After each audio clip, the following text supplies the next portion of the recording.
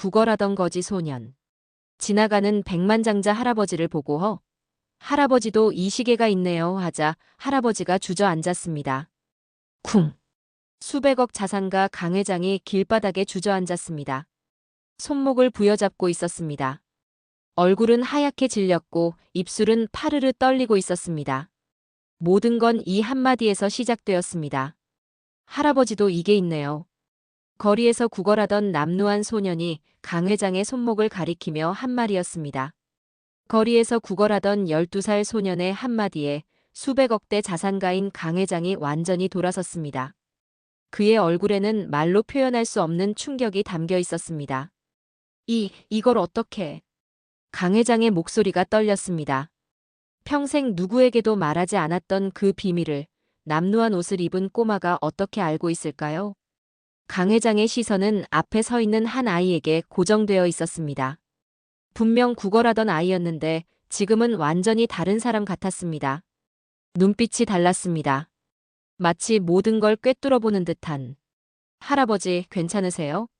소년이 담담하게 물었습니다. 아까 전까지 떨던 목소리와는 완전히 달랐습니다. 강 회장은 답할 수 없었습니다. 이 아이가 어떻게 그걸 알았는지 도무지 이해할 수 없었거든요. 이 놀라운 반전의 전체 이야기가 궁금하시다면 잠시만 구독 버튼을 눌러주세요. 평범해 보이는 사람들의 숨겨진 이야기를 매일 전해드립니다. 알림도 꼭 설정해주세요. 자, 그럼 이 모든 이야기의 시작으로 돌아가 보겠습니다. 새벽 6시 서울 강남역 근처의 한 골목길에서 하루가 시작됩니다. 민준이는 차가운 콘크리트 바닥에서 몸을 일으켰습니다. 얇은 점퍼 하나로는 추위를 막기에 역부족이었습니다. 손끝이 시려 호호 불어가며 구겨진 종이박스 위에서 잠을 청했던 흔적들을 정리했습니다. 오늘도 시작이구나. 혼잣말을 중얼거리며 민준이는 작은 플라스틱 그릇을 챙겼습니다. 이것이 그의 유일한 생계 도구였습니다. 그릇 바닥에는 어제 받은 동전 몇 개가 쓸쓸하게 굴러다니고 있었습니다. 민준이가 평소 자리로 향했습니다. 지하철 입구에서 조금 떨어진 곳, 사람들이 많이 지나다니지만 너무 눈에 띄지는 않는 그 자리였습니다. 골판지를 깔고 앉자 출근길 사람들의 발걸음 소리가 점점 커지기 시작했습니다. 아저씨, 아줌마, 동전 하나만. 민준이의 작은 목소리가 바쁜 도시의 소음 속에 묻혔습니다. 대부분의 사람들은 그를 보지도 않고 지나갔습니다. 누군가는 째려보기도 했고 누군가는 혀를 끌끌 차며 고개를 흔들었습니다. 또 저런 애가. 부모는 어디서 뭐 하는 거야? 요즘 아이들 정말. 지나가는 사람들의 수군거림이 민준이의 귀에 들렸습니다. 처음엔 마음이 아팠지만 이제는 익숙해졌습니다. 사람들의 시선도 그들의 판단도 모두 익숙해졌습니다. 오전 9시쯤 되자 한 중년 여성이 다가왔습니다. 얘 학교는 안 가니? 민준이는 고개를 들었습니다. 여성의 얼굴에는 진짜 걱정이 담겨 있었습니다. 학교요? 갈 곳이 없어요. 부모님은? 없어요. 짧은 대답이었지만 그 안에는 길고 아픈 이야기가 담겨 있었습니다. 여성은 잠시 망설이더니 지갑에서 1,000원짜리 지폐 한 장을 꺼냈습니다. 이거라도 받아라. 그런데 정말 혼자니? 네. 감사합니다. 민준이는 정중하게 인사했습니다. 여성이 떠난 후 그는 받은 돈을 소중히 그릇에 넣었습니다. 오늘 첫 번째 수입이었습니다. 시간이 흘러 점심시간이 되자 직장인들의 발걸음이 빨라졌습니다. 누군가는 동전을 떨어뜨리고 갔고 누군가는 못 본 척하고 지나갔습니다. 민준이는 그 모든 것들을 받아들였습니다. 배고프다. 마지막으로 제대로 된 식사를 한 게 언제였을까요? 어제 편의점에서 산 삼각김밥 하나가 전부였습니다. 그것도 할인 스티커가 붙은 것으로요. 오후 2시쯤 민준이는 잠시 자리를 비웠습니다. 근처 공중화장실에 다녀오는 길이었습니다. 돌아와 보니 자신의 자리 앞에 누군가 1,000원짜리 한 장을 놓고 간 흔적이 있었습니다. 고마워요. 보이지 않는 그 사람에게 작은 목소리로 인사했습니다. 이런 작은 친절들이 민준이로 하여금 하루하루를 버텨나갈 수 있게 해주었습니다. 해가 기울어가는 오후 4시 민준이는 오늘 하루의 수입을 정리했습니다. 동전들과 몇 장의 지폐를 세어보니 4,500원이었습니다. 편의점 도시락 하나 사 먹을 수 있는 금액이었습니다. 오늘은 운이 좋았네. 민준이는 작은 미소를 지었습니다. 가끔씩 이렇게 예상보다 많이 모일 때가 있었습니다. 그럴 때면 마음 한구석이 따뜻해졌습니다. 하지만 이 평범한 일상 속에서 민준이에게는 다른 사람들이 절대 알 수 없는 특별한 무언가가 숨겨져 있었습니다.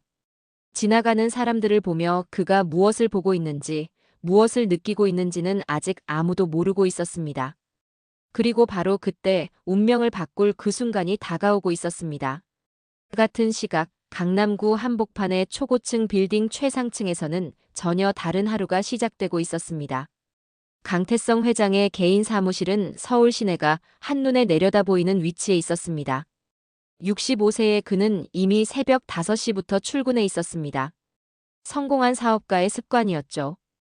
회장님, 오늘 일정 브리핑 드리겠습니다. 비서가 들어와 정중하게 인사했습니다. 강 회장은 두꺼운 서류 뭉치에서 눈을 떼지 않은 채 고개만 끄덕였습니다. 오전 9시에 동양건설 이사진 회의가 있고 11시에는 신규 프로젝트 검토 미팅이 예정되어 있습니다. 점심은 시민호텔에서 정치권 인사들과의 모임이 있고요. 강 회장의 하루는 분 단위로 빼곡히 짜여져 있었습니다. 건설업계의 거물답게 그의 결정 하나하나가 수백 명의 일자리와 수십억 원의 돈이 오가는 일이었습니다. 그런데 회장님, 비서가 조심스럽게 말을 꺼냈습니다. 어제 말씀하신 그 일 말인데요. 역시 걱정이 되시나 보네요. 강 회장의 손이 잠시 멈췄습니다. 그의 얼굴에 미묘한 변화가 스쳤습니다. 아직 확실하지 않은 일이야. 계속 지켜보자. 네, 알겠습니다. 그래도 회장님께서 그렇게 신경 쓰시는 걸 보니. 됐어. 다른 일정이나 확인해봐. 강 회장은 대화를 끊었습니다. 하지만 그의 마음속에는 여전히 불안함이 자리 잡고 있었습니다. 최근 들어 계속 신경 쓰이는 일이 하나 있었거든요. 오전 회의를 마친 강 회장은 잠시 창밖을 바라봤습니다. 저 멀리 보이는 거리 어딘가에서는 수많은 사람들이 각자의 하루를 살아가고 있었습니다. 성공한 사람, 실패한 사람, 꿈을 키우는 사람, 절망에 빠진 사람들이 모두 섞여 있는 거대한 도시였죠. 참 아이러니하군. 강 회장은 혼잣말을 중얼거렸습니다. 자신이 이 높은 곳에서 내려다보고 있는 그 거리에서 자신도 한때는 바닥부터 시작했다는 걸 생각하면 말이죠. 점심시간이 되어 강 회장은 전용 엘리베이터를 타고 지하 주차장으로 내려갔습니다. 그의 전용 기사가 이미 검은색 제네시스를 대기시켜 놓고 있었습니다. 시민호텔로 가겠습니다. 네, 회장님. 차가 빌딩을 빠져나와 강남대로로 접어들었습니다. 평소라면 그냥 지나쳤을 거리의 풍경들이 오늘따라 유난히 눈에 들어왔습니다. 신호등에 걸린 차 안에서 강 회장은 무의식적으로 자신의 왼쪽 손목을 만져봤습니다. 그곳에는 다른 사람들이 볼 수 없는 아주 작은 점이 하나 있었습니다. 어릴 적부터 있던 것인데 평생 누구에게도 말한 적이 없는 비밀이었습니다. 사실 그 자신도 별로 신경 쓰지 않았던 것이었죠. 하지만 최근 들어서는 달랐습니다. 어떤 일 때문에 그 점이 자꾸만 신경 쓰였거든요. 회장님 도착했습니다. 기사의 말에 강 회장은 정신을 차렸습니다. 시민호텔 앞에 차가 서 있었습니다. 그는 평소의 당당한 모습으로 차에서 내렸습니다. 점심 모임은 순조롭게 진행됐습니다. 정치권 인사들과의 대화에서 강 회장은 역시 노련함을 보여줬습니다. 건설업계의 현안들과 앞으로의 전망에 대해 이야기하며 필요한 정보들을 주고받았습니다. 강 회장님의 안목은 정말 대단하십니다. 작년 그 프로젝트도 그렇고. 아닙니다. 운이 좋았을 뿐이죠. 겸손한 답변이었지만 강 회장 자신도 알고 있었습니다. 자신의 성공에는 실력뿐만 아니라 정말로 운이 큰 역할을 했다는 것을 말이죠. 오후 3시 강 회장은 다시 회사로 돌아가는 길이었습니다. 차가 강남역 근처를 지나갈 때였습니다. 잠시만 차를 세워봐. 네. 무슨 일이신지. 그냥 잠시만. 강 회장은 이유를 설명하지 않았습니다. 사실 그 자신도 왜 갑자기 차를 세우고 싶어졌는지 명확하지 않았거든요. 뭔가 이상한 느낌이 들었던 것뿐이었습니다. 차에서 내린 강 회장은 천천히 거리를 걸었습니다. 오랜만에 느끼는 거리의 공기였습니다. 평소에는 차 안에서만 보던 풍경을 직접 걸으며 보니 또 다른 느낌이었죠. 그리고 바로 그때 지하철 입구 근처에서 작은 목소리가 들렸습니다. 아저씨, 동전 하나만. 강 회장이 고개를 돌렸습니다. 거기에는 남루한 옷을 입은 어린 소년이 앉아 있었습니다. 그 모습을 본 순간 강 회장의 마음 한구석이 묘하게 아팠습니다. 저 아이는 대체 몇 살이나 되었을까? 학교는 왜 안 가고 여기 앉아 있는 걸까? 부모는 어디에 있는 걸까? 하지만 강 회장은 그냥 지나치려 했습니다. 세상에는 도움이 필요한 사람들이 너무 많았고 모든 사람을 다 도울 수는 없는 일이었으니까요. 그런데 바로 그 순간이었습니다. 소년이 고개를 들어 강 회장을 바라봤습니다. 그리고는 놀란 듯한 표정을 지으며 작은 손가락으로 강 회장의 손목을 가리켰습니다. 할아버지도 이게 있네요. 그 한마디에 강 회장의 세상이 완전히 뒤바뀌기 시작했습니다. 할아버지도 이게 있네요. 민준이의 작은 손가락이 강 회장의 왼쪽 손목을 정확히 가리키고 있었습니다. 그 순간 강 회장의 온몸에 전기가 흐르는 듯한 충격이 밀려왔습니다. 어떻게 저 아이가 그걸 알 수 있을까요? 양복 소매 밑에 완전히 가려져 있는, 심지어 자신의 아내조차 모르는 그 작은 점을 말이죠. 뭐라고? 강 회장의 목소리가 떨렸습니다. 평생 수많은 협상 테이블에서 당당함을 잃어본 적 없던 그였는데 지금은 완전히 당황한 상태였습니다.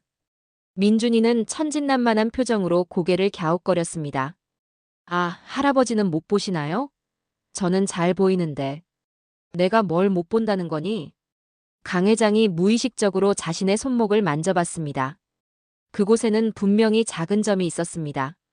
태어날 때부터 있던 것이었죠. 하지만 그것이 다른 사람에게 보일 리는 없었습니다. 그 까만 점 말이에요. 할아버지 손목에 있는 작은 점.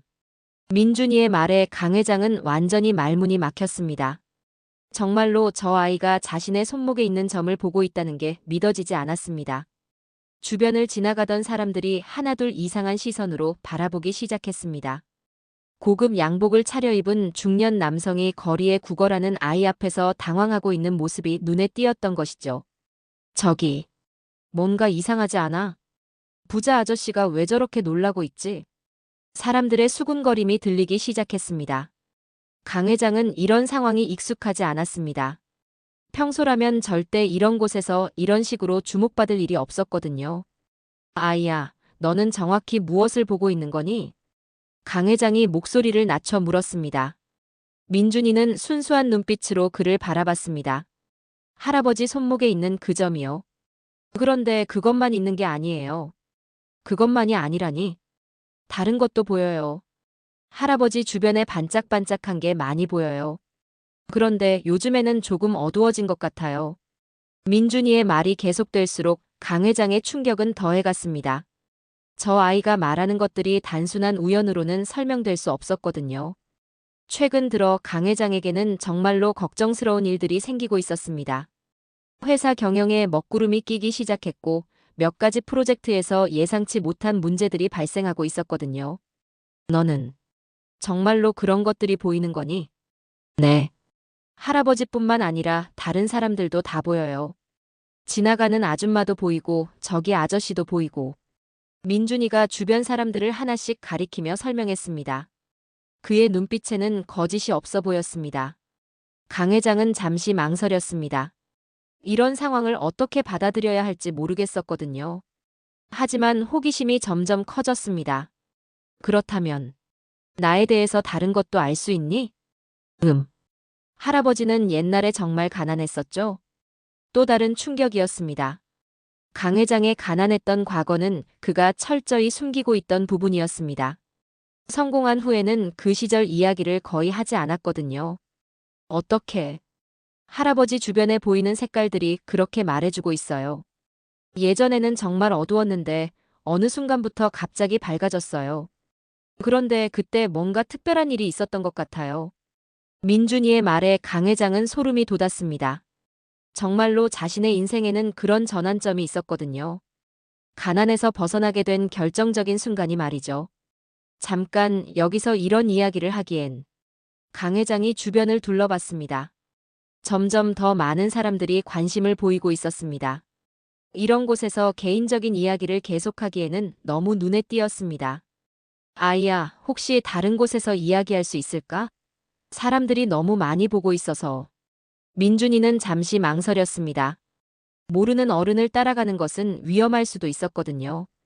하지만 강 회장의 눈빛에서 나쁜 의도는 느껴지지 않았습니다. 할아버지는 나쁜 사람이 아니에요. 주변에 나쁜 기운이 안 보이거든요. 나쁜 기운? 네. 나쁜 마음을 가진 사람들은 주변이 탁해 보여요. 그런데 할아버지는 지금 많이 놀라고 계시지만 나쁜 마음은 없으세요. 민준이의 말에 강 회장은 또 한 번 놀랐습니다. 저 아이는 정말로 뭔가 특별한 능력을 가지고 있는 것 같았습니다. 그럼 우리 근처 카페에 가서 이야기해 볼까? 너도 배고플 테고. 정말요? 할아버지가 밥 사주실 거예요? 민준이의 눈이 반짝였습니다. 제대로 된 식사를 한 지 너무 오래되었거든요. 그럼 가자. 강 회장이 민준이의 작은 손을 잡았습니다. 그 순간 민준이가 갑자기 움찔했습니다. 할아버지, 왜 그러니? 할아버지 손을 잡으니까 더 많은 게 보여요. 할아버지가 어렸을 때도 보이고, 그리고 앞으로 일어날 일들도. 민준이의 목소리가 작아졌습니다. 그의 표정이 갑자기 심각해졌거든요. 앞으로 일어날 일이라니? 할아버지, 곧 큰 위험이 올 거예요. 아주 큰 위험이. 강 회장의 얼굴이 굳어졌습니다. 최근 회사에 생기고 있는 문제들을 생각하면 민준이의 말이 전혀 근거 없는 이야기로 들리지 않았거든요. 정확히 어떤 위험 말이니? 지금 여기서는 정확히 말씀드리기 어려워요. 너무 복잡하고 사람들도 많고. 민준이가 주변을 둘러봤습니다. 정말로 많은 사람들이 그들을 쳐다보고 있었습니다. 그럼 정말 다른 곳으로 가자. 조용한 곳에서 천천히 이야기해보자. 강 회장의 목소리에는 절박함이 섞여 있었습니다. 평생 이성적으로만 살아왔던 그였지만 지금은 이 신비한 아이의 말을 더 듣고 싶었습니다. 두 사람이 함께 걸어가는 모습을 본 사람들은 각각 다른 생각을 했습니다. 어떤 이는 부자 아저씨가 불쌍한 아이를 도와주는 것이라고 생각했고, 어떤 이는 뭔가 이상한 일이 벌어지고 있다고 생각했습니다. 하지만 그 누구도 이것이 두 사람의 운명을 바꿀 만남이라는 것은 상상하지 못했습니다. 그리고 이 만남이 단순한 우연이 아니라 훨씬 더 깊은 인연에서 비롯된 것이라는 사실도 아직은 아무도 모르고 있었습니다. 강남역 근처의 조용한 카페 2층, 구석진 자리에 두 사람이 마주 앉았습니다. 강 회장은 민준이에게 따뜻한 우동과 김밥을 주문해 주었고 자신은 커피 한 잔만 시켰습니다. 민준이는 오랜만에 받아보는 따뜻한 음식에 감격했습니다. 조심스럽게 우동을 한 입 떠넣으며 눈을 지그시 감았습니다. 맛있어요.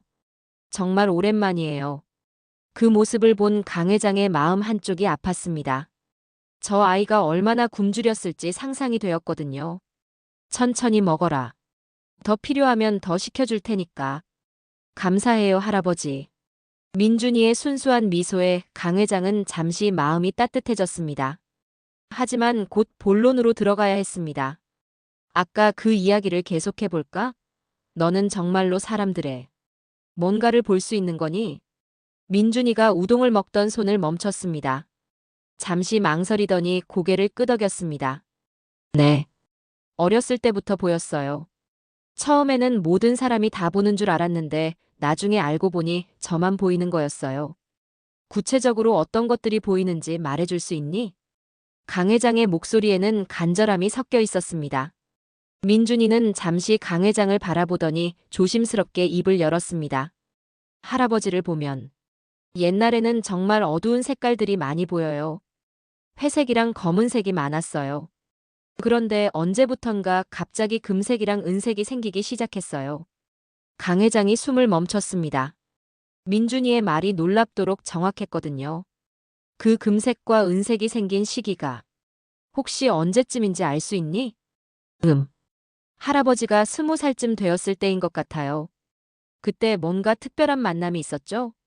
강 회장의 손이 떨렸습니다. 정확히 20살 때 그에게는 인생을 바꾼 결정적인 만남이 있었습니다. 그 이야기는 지금까지 그 누구에게도 털어놓은 적이 없었는데 어떻게 그걸 그때 할아버지를 도와준 분이 계시죠? 할아버지 주변에 그분의 기운이 아직도 남아 있어요. 민준이의 말에 강 회장은 완전히 말을 잃었습니다. 정말로 그때 자신을 도와준 사람이 있었거든요. 그 사람 덕분에 지금의 성공이 가능했던 것이었습니다. 그분은 어떤 분이었나요? 민준이가 조심스럽게 물었습니다. 강 회장은 잠시 망설이다가 천천히 입을 열었습니다. 내가 20살 때 정말 막막했던 시절이었어. 부모님도 일찍 돌아가시고 혼자서 살아가기가 너무 힘들었지. 민준이는 조용히 듣고 있었습니다. 그때 한 할아버지를 만났어. 아주 신기한 분이었지. 나를 한번 보시더니 내 손을 잡고는 이상한 말씀들을 하시는 거야. 어떤 말씀이요? 내 미래에 대한 이야기였어. 지금 생각해보면 정말 놀라운 예언들이었지. 그분이 말씀하신 대로 모든 일들이 이루어졌거든. 강 회장의 목소리가 작아졌습니다. 그 기억을 떠올리니 가슴이 뭉클해졌습니다. 그분이 내게 특별한 조언을 해주셨어. 어떤 일을 해야 하고 언제 어떤 결정을 내려야 하는지. 그래서 지금의 성공이 가능했던 거야. 민준이의 눈이 점점 커졌습니다. 뭔가 중요한 이야기를 듣고 있다는 걸 직감했거든요. 그 할아버지는 지금도 살아계세요? 강 회장이 고개를 흔들었습니다. 몇 년 전에 돌아가셨어. 그런데 돌아가시기 전에 마지막으로 만났을 때 이상한 말씀을 하셨지. 어떤 말씀이요? 언젠가 내가 어려운 일을 겪게 될 텐데 그때 도움을 줄 사람이 나타날 거라고 하셨어. 그런데 그 사람은 내가 절대 예상하지 못할 모습으로 올 거라고. 민준이가 깜짝 놀라며 젓가락을 떨어뜨렸습니다. 할아버지. 혹시 그분 성함이 김떡수 할아버지였어. 왜 그러니? 민준이의 얼굴이 완전히 하얘졌습니다. 그의 손이 심하게 떨리기 시작했습니다. 그분이 제 할아버지예요. 카페 안이 갑자기 조용해진 것 같았습니다. 강 회장도 민준이도 한동안 아무 말을 하지 못했습니다. 뭐라고? 김떡수 할아버지가 너희. 네. 제가 태어나서 돌아가실 때까지 절 키워주신 분이에요. 그분이 돌아가신 후에 제가 혼자가 된 거예요. 강 회장의 머릿속이 하얘졌습니다. 이것은 단순한 우연일 수가 없었습니다. 김떡수 할아버지가 예언했던 그 사람이 바로 이 아이였던 것일까요? 그럼 너는 김떡수 할아버지로부터 네, 할아버지한테 배웠어요. 사람을 보는 방법, 운명을 읽는 방법. 할아버지가 돌아가시기 전에 모든 걸 가르쳐 주셨어요. 민준이의 목소리가 떨렸습니다. 할아버지 이야기를 하니 그리움이 밀려왔거든요. 할아버지가 마지막에 저한테 말씀하셨어요. 언젠가 제가 도와드려야 할 분을 만나게 될 거라고. 그분은 할아버지가 예전에 도와드린 분이라고. 강 회장은 완전히 충격에 빠졌습니다. 모든 것이 연결되고 있었습니다. 김떡수 할아버지의 마지막 예언, 그리고 지금 눈앞에 앉아있는 이 아이. 그렇다면 아까 말한 위험이라는 것은 민준이가 고개를 끄덕였습니다. 할아버지, 정말 큰 위험이 다가오고 있어요. 이번 달 안에 할아버지 회사에 큰 문제가 생길 거예요. 구체적으로 어떤 문제? 지금 진행하고 계신 프로젝트 중에 하나에서 큰 사고가 날 위험이 있어요. 그리고 그것 때문에 할아버지가 모든 걸 잃을 수도 있어요. 강 회장의 얼굴이 굳어졌습니다. 최근에 정말로 몇 가지 프로젝트에서 불안한 신호들이 포착되고 있었거든요. 어떻게 그걸 막을 수 있지? 민준이가 잠시 눈을 감고 집중했습니다. 그의 어린 얼굴에 진지함이 서렸습니다. 방법이 있어요. 하지만 할아버지가 저를 정말로 믿어주셔야 해요. 믿는다. 이미 내가 말한 것들이 너무 정확해서 믿지 않을 수가 없어. 강 회장의 목소리에는 확신이 담겨 있었습니다. 이 모든 것이 우연일 수는 없었습니다. 김떡수 할아버지가 마지막에 예언했던 그 순간이 바로 지금이었던 것입니다. 민준이는 깊게 숨을 들이쉬고는 강 회장의 손을 잡았습니다. 그 순간 그의 눈에 특별한 빛이 서렸습니다. 할아버지, 지금부터 제가 보는 것들을 말씀드릴게요. 정말 중요한 이야기니까 잘 들어주세요. 강 회장은 긴장한 마음으로 고개를 끄덕였습니다. 이제 진짜 이야기가 시작될 것 같았습니다. 민준이가 강 회장의 손을 잡은 순간 그의 눈동자가 완전히 달라졌습니다. 마치 깊은 바다처럼 심오한 빛이 어린 얼굴에 서렸습니다. 평범한 12살 아이가 아닌 뭔가 특별한 존재로 변모하는 순간이었습니다. 할아버지, 지금 보이는 게 너무 많아서 정리가 필요해요. 민준이의 목소리가 평소보다 훨씬 차분하고 깊어졌습니다. 강 회장은 숨을 죽이며 그 모습을 지켜봤습니다. 우선 가장 급한 것부터 말씀드릴게요. 할아버지가 지금 진행하고 계신 해양신도시 프로젝트, 그 공사 현장에서 이번 주 금요일에 큰 사고가 날 예정이에요. 강 회장의 얼굴이 하얗게 질렸습니다. 해양신도시 프로젝트는 현재 그의 회사에서 가장 중요하게 추진하고 있는 사업이었습니다. 금요일에 구체적으로 어떤 사고? 지하 3층 기초공사 부분에서 토사가 무너질 거예요. 오후 2시 40분경에요. 현재 설계대로 진행하면 반드시 사고가 날 거예요. 민준이의 말이 너무나 구체적이어서 강 회장은 소름이 돋았습니다. 시간까지 정확하게 말하다니. 그런데 어떻게 그걸 막을 수 있지? 기초공사 설계를 바꿔야 해요. 지금 사용하는 H형 강관 대신 원형 강관을 써야 하고 간격도 현재보다 20cm 더 좁혀야 해요. 강 회장은 깜짝 놀랐습니다. 건설에 대해 전혀 모를 것 같은 12살 아이가 전문 용어를 정확하게 사용하고 있었거든요. 너는 어떻게 그런 전문적인 걸? 할아버지가 가르쳐 주셨어요. 사람의 운명을 바꾸려면 구체적인 방법을 알아야 한다고. 그래서 많은 공부를 했어요. 민준이가 잠시 눈을 감았다가 다시 떴습니다. 이번에는 더욱 심각한 표정이었습니다. 그런데 그 사고는 시작일 뿐이에요. 진짜 문제는 그 다음에 일어나요. 그 다음이라니? 사고가 나면 언론에서 대대적으로 보도할 거예요. 그런데 그때 할아버지 회사의 다른 약점들이 연쇄적으로 드러나게 돼요. 강 회장의 가슴이 뛰기 시작했습니다. 실제로 회사에는 몇 가지 민감한 문제들이 있었거든요. 어떤 약점들이 드러난다는 거니? 민준이가 강 회장의 손을 더 꽉 잡았습니다. 그러자 더 많은 정보가 보이는 듯 했습니다. 작년에 부산 프로젝트에서 사용한 자재들. 그것들이 문제가 될 거예요. 그리고 정치권과의 관계도. 누군가 일부러 할아버지를 공경에 빠뜨리려고 계획하고 있어요. 누군가가 일부러. 강 회장의 목소리가 떨렸습니다. 최근 들어 정말로 라이벌 회사들의 견제가 심해지고 있었거든요. 이 차장이라는 분. 아니, 정확히는 이 부회장이죠. 그분이 지금 할아버지 회사를 노리고 있어요. 이차동 부회장 말이니? 강 회장이 깜짝 놀랐습니다. 이차동은 경쟁사인 대한건설의 부회장으로 오랫동안 강 회장과 경쟁 관계에 있던 인물이었습니다. 네, 맞아요. 그분이 이번 기회를 이용해서 할아버지 회사를 인수하려고 계획하고 있어요. 이미 준비를 다 해놨어요. 민준이의 말에 강 회장은 등골이 서늘해졌습니다. 정말로 그런 음모가 진행되고 있다면. 그렇다면 어떻게 해야 하지? 우선 금요일 사고를 막아야 해요. 그리고 부산 프로젝트 자료들을 미리 정리해두세요. 특히 김현수 과장이 담당했던 부분들 말이에요. 또다시 정확한 임명이 나왔습니다. 김현수 과장은 실제로 부산 프로젝트를 담당했던 직원이었습니다. 김현수 과장을 어떻게? 그분 주변에 좋지 않은 기운이 보여요. 곧 문제를 일으킬 가능성이 높아요. 미리 대비하셔야 해요.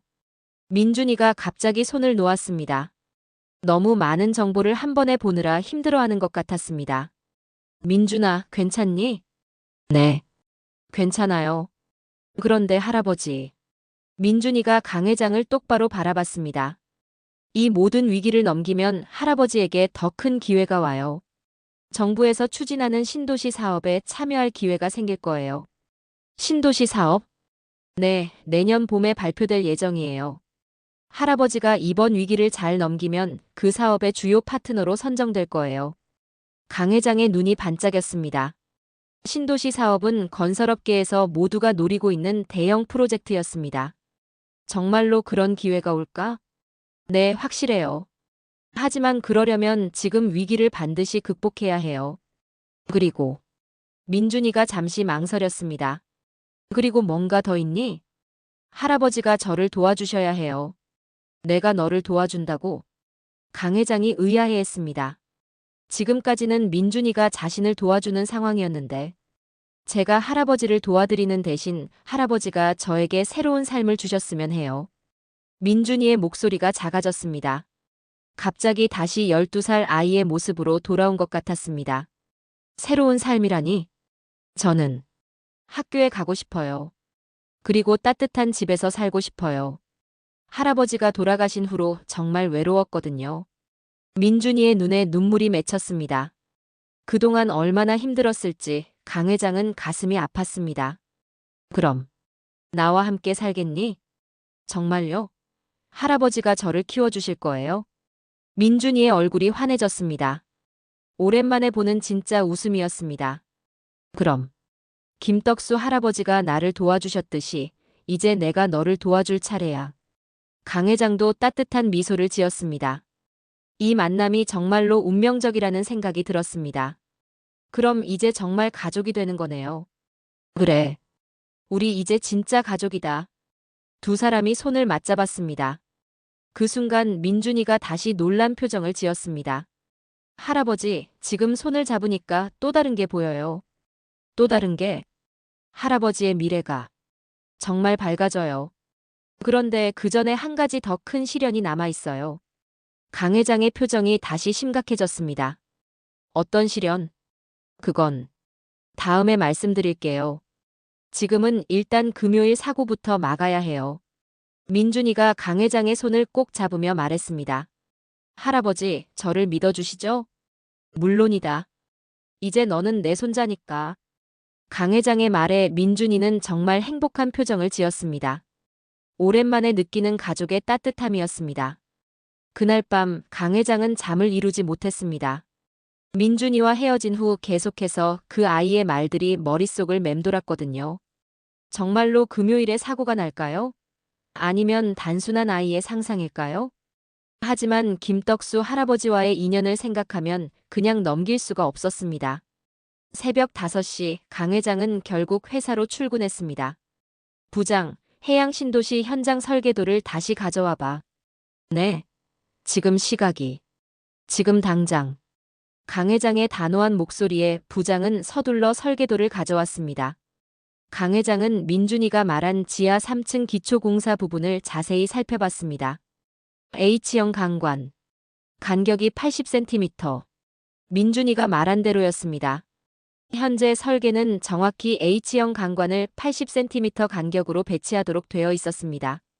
부장, 이 부분 설계를 바꿔야겠어. 갑자기 왜요?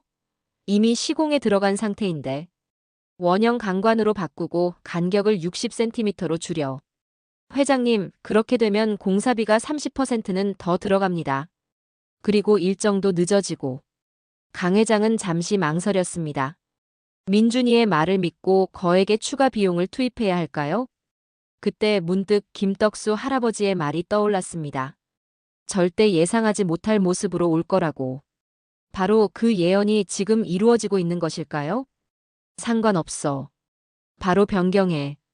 하지만 회장님, 내 말대로 해.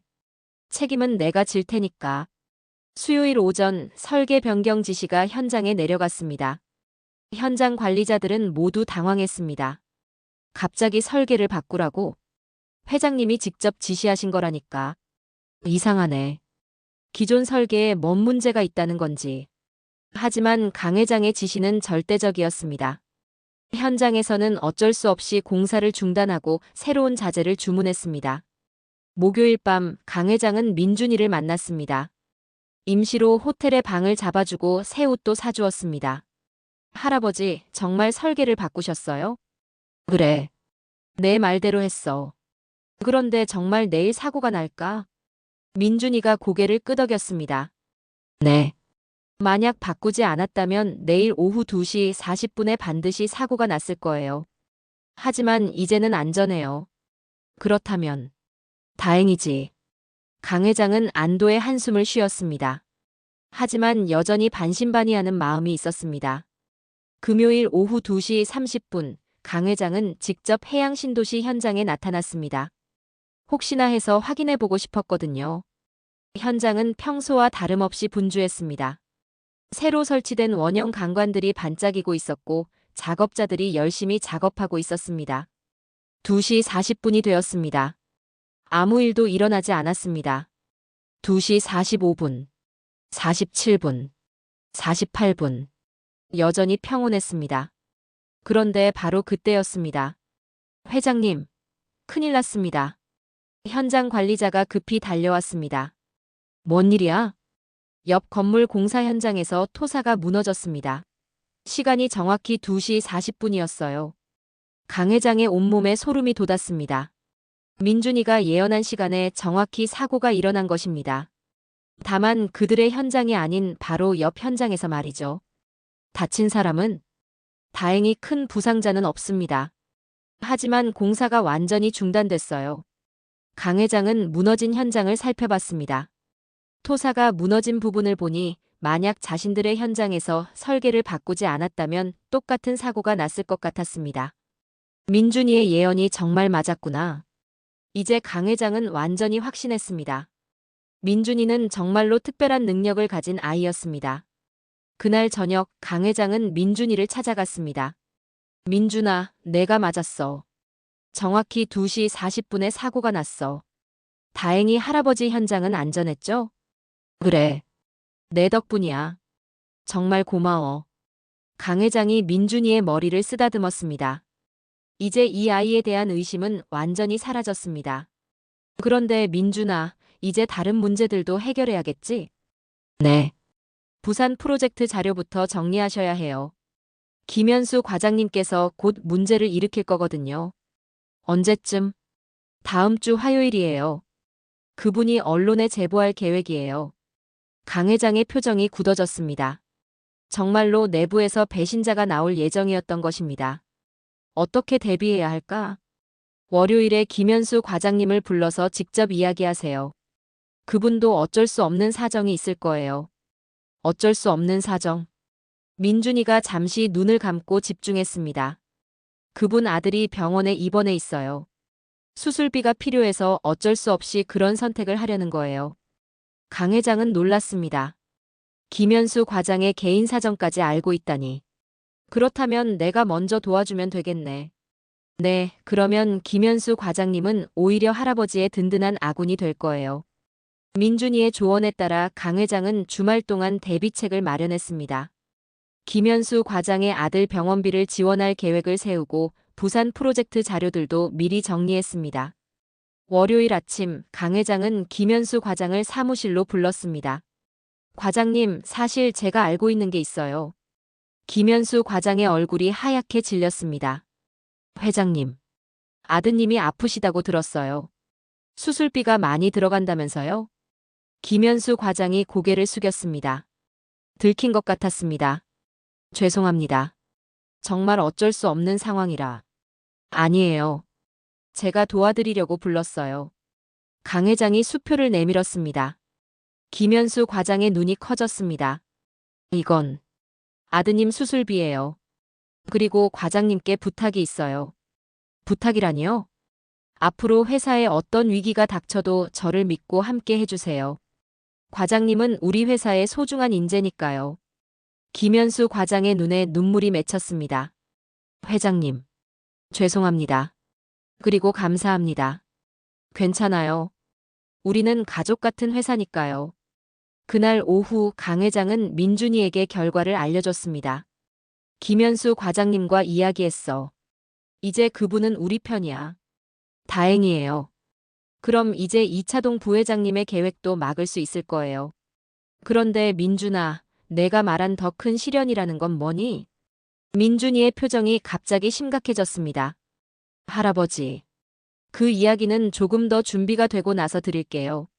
너무 큰일이라서. 강 회장은 불안했지만 민준이를 재촉하지 않았습니다. 지금까지 모든 것이 정확히 맞아떨어졌으니 그 아이를 믿고 기다리는 것이 최선이었습니다. 그리고 민준이도 알고 있었습니다. 정말로 큰 시련이 다가오고 있다는 것을. 그리고 그것을 이겨내야만 진정한 행복이 기다리고 있다는 것도 말이죠. 일주일이 지난 어느 날 저녁 민준이는 강 회장의 집에서 처음으로 가족 저녁 식사를 했습니다. 강 회장의 아내 윤 여사도 민준이를 진심으로 반겨주었습니다. 민준아, 음식이 입에 맞니? 네, 할머니. 정말 맛있어요. 평범하고 따뜻한 가정의 모습이었습니다. 하지만 민준이의 표정에는 여전히 무거운 그림자가 드리워져 있었습니다. 식사를 마친 후 강 회장과 민준이는 서재로 들어갔습니다. 민준아, 이제 그 큰 시련에 대해 말해줄 수 있겠니? 민준이가 깊게 숨을 들이쉬었습니다. 오랫동안 혼자 간직해온 무거운 비밀을 털어놓을 때가 온 것 같았습니다. 할아버지, 사실 제가 지금까지 말씀드리지 않은 게 있어요. 뭔가 더 있다는 거니? 네. 우리 할아버지가 돌아가시기 전에 저에게 하신 마지막 말씀이에요. 민준이의 목소리가 떨렸습니다. 그 기억을 떠올리는 것만으로도 가슴이 아팠거든요. 할아버지가 뭐라고 하셨니? 할아버지가 강태성 할아버지와 옛날에 함께 군대에 다니셨대요. 강 회장이 깜짝 놀라며 일어났습니다. 뭐라고? 김떡수 할아버지와 내가 군 동기였다고? 네. 할아버지가 말씀하시기를 강태성 할아버지는 군대에서 가장 친한 전우였다고 하셨어요. 강 회장의 머릿속이 하얗게 변했습니다. 갑자기 오래된 기억들이 되살아나기 시작했습니다. 잠깐. 혹시 김떡수라는 이름이 설마 할아버지가 군번도 기억하고 계셨어요?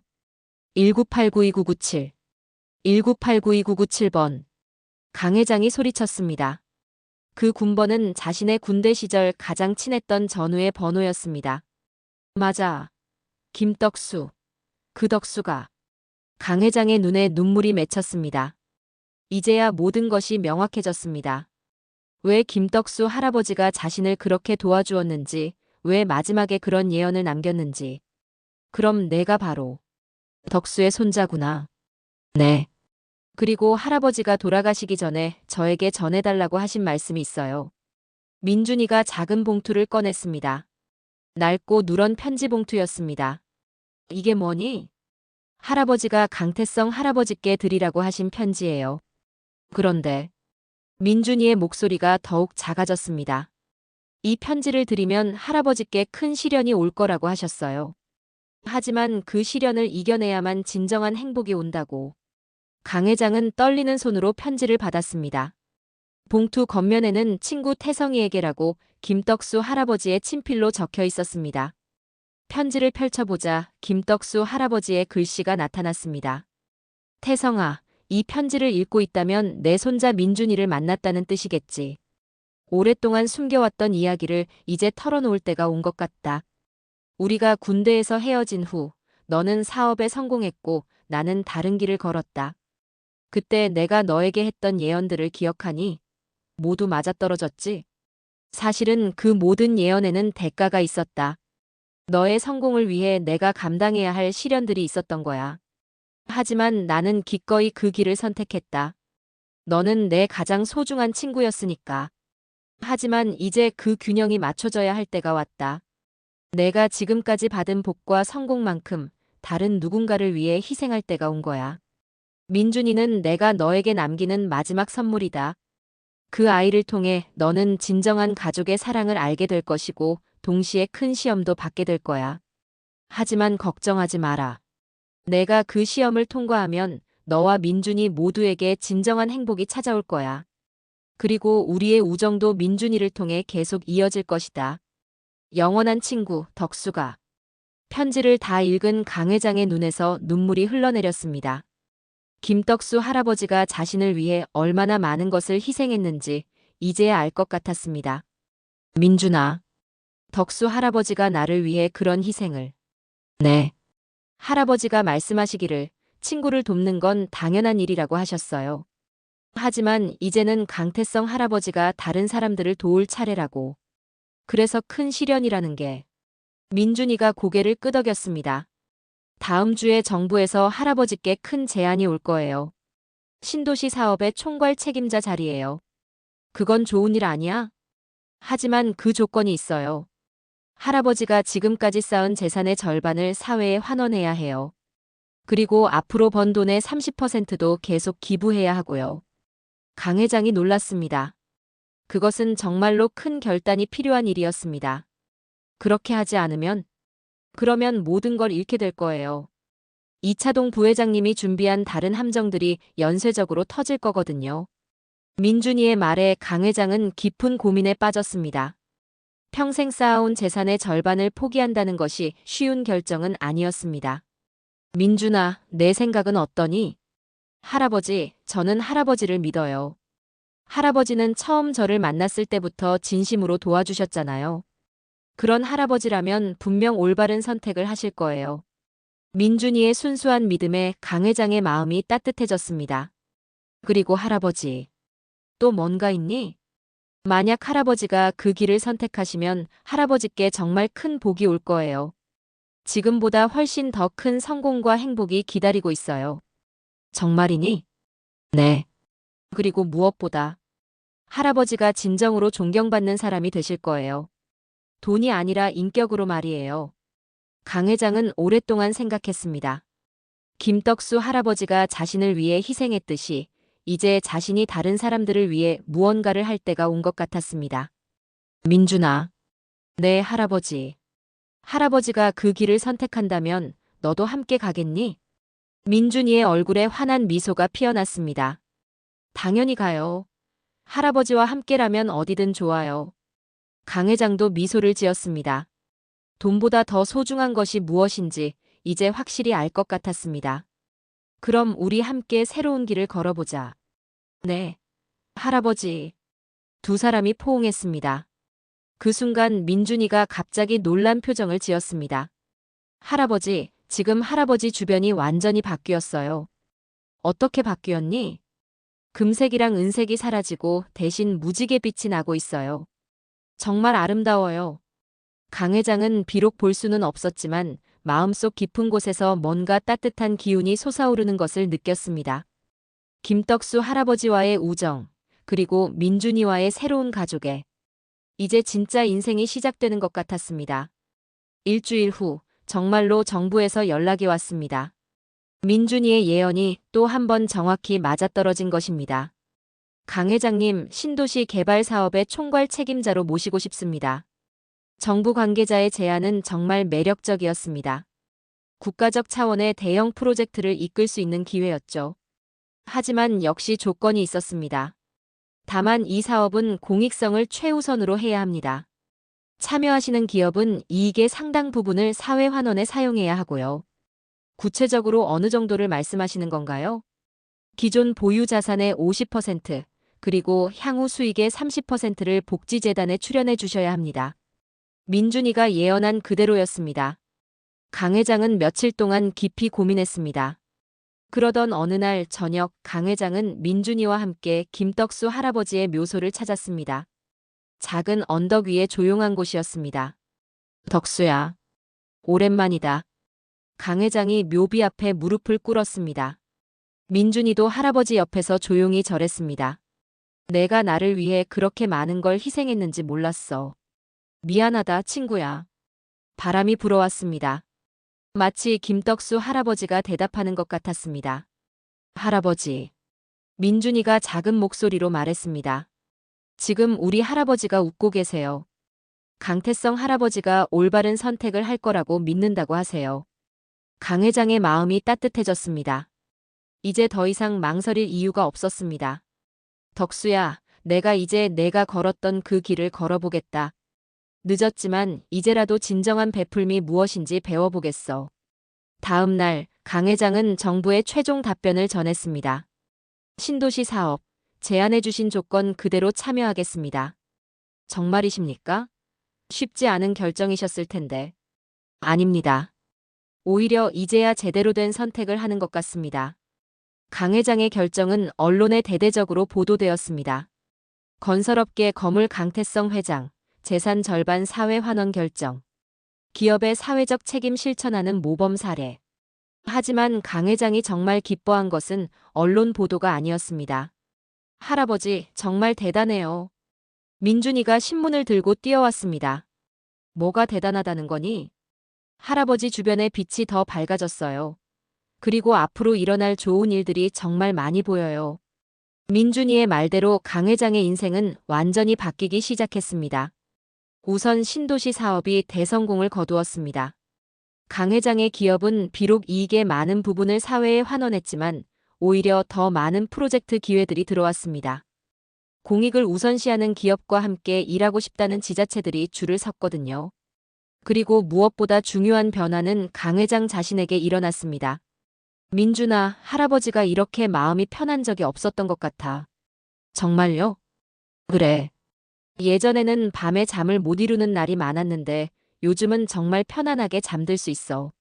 민준이도 완전히 달라졌습니다. 학교에 다니기 시작했고 친구들도 사귀었습니다. 더 이상 거리에서 구걸할 필요가 없어졌죠. 할아버지, 학교가 정말 재미있어요. 오늘 수학 시간에 선생님이 제가 계산을 너무 빨리 한다고 칭찬해 주셨어요. 역시 우리 민준이가 똑똑하구나. 강 회장은 민준이의 성장하는 모습을 보며 진정한 할아버지의 기쁨을 느꼈습니다. 한편 이차동 부회장의 음모는 완전히 무산되었습니다. 강 회장이 오히려 더 큰 성공을 거두자 이차동은 자신의 계획을 포기할 수밖에 없었습니다. 이상하다. 분명히 강태성을 무너뜨릴 수 있을 줄 알았는데 이차동은 자신이 왜 실패했는지 끝내 이해하지 못했습니다. 보이지 않는 힘이 강 회장을 보호하고 있다는 것을 알 리가 없었거든요. 몇 달 후 강 회장은 민준이와 함께 다시 김떡수 할아버지의 묘소를 찾았습니다. 덕수야, 내 손자 덕분에 내 인생이 완전히 바뀌었어. 이제야 진정한 행복이 뭔지 알 것 같다. 민준이가 갑자기 눈을 크게 뜨며 할아버지 묘비를 바라봤습니다. 할아버지가 뭐라고 하세요? 우리 할아버지가 이제 마음 놓고 떠날 수 있다고 하세요. 강태성 할아버지와 저를 서로에게 맡겨도 안심이라고. 강 회장의 눈에서 눈물이 흘렀습니다. 덕수야, 고마워. 정말 고마워, 친구야. 바람이 다시 불어왔습니다. 이번에는 더욱 따뜻하고 포근한 바람이었습니다. 그날 밤 집으로 돌아온 두 사람은 가족들과 함께 저녁을 먹었습니다. 강 회장의 아내도 아들 부부도 모두 민준이를 진정한 가족으로 받아들였습니다. 민준아, 내일 주말인데 뭐 하고 싶은 거 있니? 할아버지와 함께 있으면 뭘 해도 좋아요. 그럼 우리 놀이공원에라도 갈까? 정말요? 저 놀이공원 한 번도 가본 적이 없어요. 민준이의 순수한 기쁨을 보며 강 회장은 새삼 깨달았습니다. 진정한 부의 의미를 말이죠. 민준아, 네 할아버지. 할아버지가 너를 만나서 정말 행복해. 내가 있어서 할아버지 인생이 진짜 의미 있어졌어. 저도요, 할아버지. 할아버지 덕분에 저도 새로운 꿈들이 생겼어요. 어떤 꿈? 나중에 커서 할아버지처럼 어려운 사람들을 도와주고 싶어요. 그리고 우리 할아버지가 가르쳐 주신 것들을 다른 사람들에게도 전해주고 싶고요. 강 회장은 민준이를 꼭 안아주었습니다. 이 아이 안에서 김떡수 할아버지의 마음씨와 지혜가 그대로 이어지고 있음을 느꼈습니다. 그래, 우리 함께 그런 일을 해보자. 할아버지도 민준이와 함께라면 뭐든 할 수 있을 것 같아. 그날 밤 잠자리에 들며 강 회장은 처음으로 완전한 평안을 느꼈습니다. 돈으로 살 수 없는 진정한 가족의 사랑, 그리고 베풀매 기쁨을 알게 된 것입니다. 민준이도 따뜻한 침대에서 행복한 꿈을 꾸었습니다. 꿈속에서 김떡수 할아버지가 나타나 말씀하셨습니다. 민준아, 잘했다. 이제 너와 태성이 모두 진정으로 행복할 수 있겠구나. 네, 할아버지. 저 정말 행복해요. 그럼 됐다. 할아버지는 이제 마음 놓고 쉴 수 있겠다. 꿈에서 깬 민준이는 창문 밖을 바라봤습니다. 아침 해가 밝게 떠오르고 있었습니다. 새로운 하루의 시작이었습니다. 진정한 가족이 된 할아버지와 손자의 아름다운 내일이 기다리고 있었습니다. 그리고 그들의 이야기는 단순한 개인의 행복을 넘어 많은 사람들에게 희망과 감동을 주는 이야기가 되었습니다. 외모로 사람을 판단하지 말 것, 진정한 능력은 나이나 처지와 무관하다는 것, 그리고 받은 만큼 베풀어야 한다는 삶의 지혜를 모든 사람들에게 전해주는 이야기로 말이죠. 당신도 혹시 길에서 어려운 처지에 있는 누군가를 만난다면 한 번쯤 더 깊이 바라봐 주시기 바랍니다. 그 사람 안에도 민준이처럼 특별한 무언가가 숨어 있을지 모르니까요. 오늘의 이야기가 즐거우셨다면 좋아요, 구독 버튼 눌러주세요.